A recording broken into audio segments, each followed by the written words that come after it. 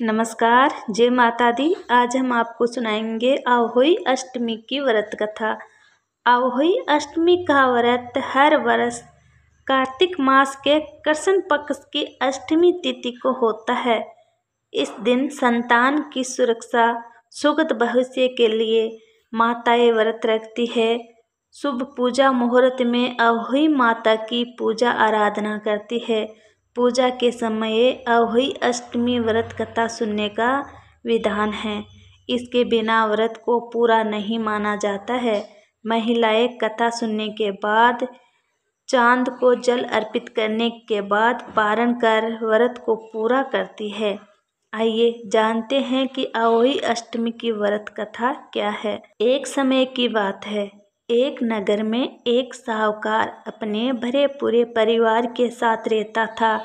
उसके 7 बेटे, एक बेटी और 7 बहुएं थी। दीपावली से पूर्व उसकी बेटी अपनी भाभियों के साथ और अच्छी मिट्टी लेने जंगल गई ताकि घर की लिपाई ठीक से होगी। मिट्टी निकालते समय खुरपी से एक स्याहू का बच्चा मर गया। इसे दुखी सैया माता ने साहूकार की बेटी को श्राप दे दिया कि वह मां नहीं बन सकेगी।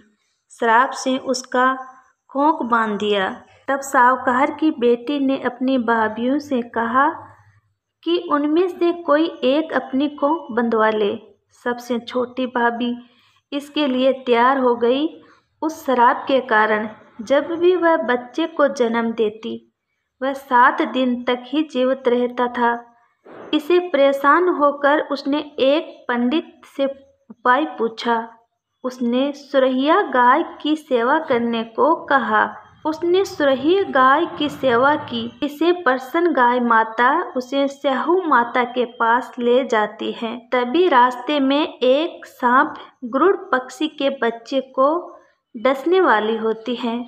तभी वह महिला उसे मार देती है। उसी समय गरुड़ पक्षी वहां आती है। उसे लगता है कि उस महिला ने उसके बच्चे को मार दिया है। वह महिला के सिर पर चोंच मारने लगती है। तब महिला बताती है कि उसके बच्चे सुरक्षित है। उसने सांप से तुम्हारे बच्चों की रक्षा की है। ये बात जानकर तथा उस महिला की पीड़ा सुनकर गरुड़ पक्षी उसे सहिया माता के पास ले जाती है। साहूकार की छोटी बहू की सेवा भाव तथा दूसरे के बच्चों की सुरक्षा करने की भावना से स्याहू माता प्रभावित होती है।